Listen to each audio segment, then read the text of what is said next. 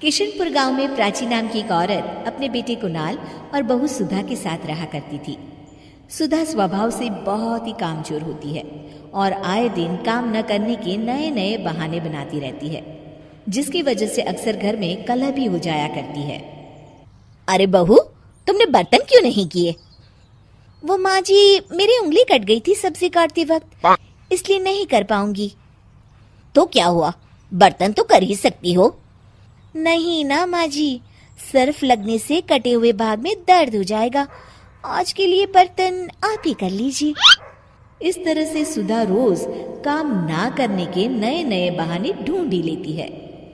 सुधा कुणाल के आते ही काम करने का दिखावा करती और उसके जाते ही वापस से नया नाटक करती। माँ, मुझे ऑफिस जाने में देरी हो रही है, अब जल्दी से नाश्ता दे दो। जी, आप माँ जी को क्यों बुला रहे हैं? मैं अभी आपके लिए आलू के पराठे बना देती हूँ।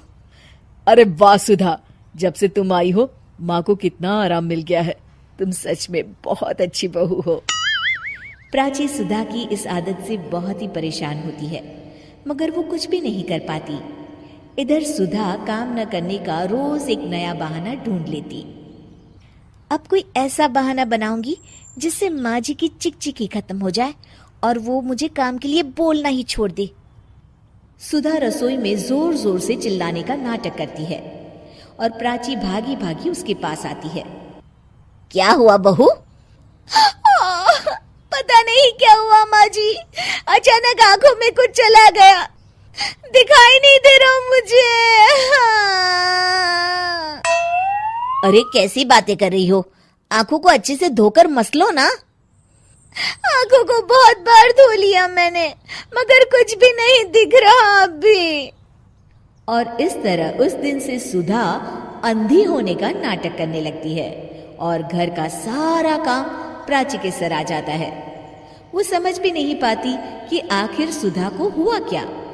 इधर सुधा की ऐश हो जाती है। वो अब बिस्तर पर बैठे बैठे हुक्म चलाती रहती है। माँ जी, जरा चाय तो पिला दीजिए ना। हाँ बेटा। प्राची को शक हो जाता है कि सुधा नाटक कर रही है और वो अपने तरीके से पता लगाने की कोशिश करती है। प्राची घर में आई स्पेशलिस्ट डॉक्टर को बुलाती है। देखिए ना डॉक्टर साहब, मेरी इतनी प्यारी बहू को न जाने किसकी नजर लग गई। हुआ क्या? अरे देख ही नहीं पा रही वो तो। क्या हुआ है आपको? पता नहीं डॉक्टर साहब, कुछ दिखाई नहीं दे रहा मुझे। ठीक है, मैं चेकअप करता हूँ। क्या हुआ है इसे? चेकअप में तो कुछ भी नहीं निकला है। इसका मतलब मेरा शक सही था, ये सिर्फ नाटक कर रही है। फिर भी डॉक्टर साहब, कोई तो इलाज होगा ना। सुधा घबरा जाती है। माँ जी, आप क्यों मेरी आंखों के पीछे पड़ गई हैं? मैं जिंदा हूँ, क्या ये काफी नहीं है? आंखें भी ठीक हो जाएगी ना धीरे धीरे। नहीं बहू, तुम तकलीफ में हो ये मैं देख नहीं पा रही। डॉक्टर साहब आप देखिए ना, कोई तो इलाज होगा इसका। मुझे कोई इलाज नहीं करवाना। मेरी आंखें भगवान की मर्जी की वजह से गई है और उनकी मर्जी की वजह से वापस आ जाएगी। देखिए, मैं दवाई लिख देता हूँ और आप इनको क्लिनिक पर ले आना। डॉक्टर तो चला जाता है, मगर सुधा अपने बिस्तर से टस की मस नहीं होती और अगले कुछ दिन भी प्राची को ही काम करते रहना पड़ता है। पानी सर के ऊपर से गुजर गया है, ये ऐसे नहीं सुधरने वाली। कुछ दिनों बाद प्राची कुछ काम से घर से बाहर गई होती है। हे भगवान, बहुत तेज भूख लगी है, पता नहीं माँ जी कब तक वापस लौटेगी, तब तक अपने लिए कुछ बना ही लेती हूँ। सुधा कुछ बना ही रही होती है कि तभी प्राची अचानक से लौट आती है। हे भगवान, माँ जी तो बहुत जल्दी लौट आई। जल्दी जल्दी चूल्हा बुझाने के चक्कर में उसके पल्लू में आग लग जाती है और वो जोर जोर से चिल्लाने लगती है। ये आवाज कैसी?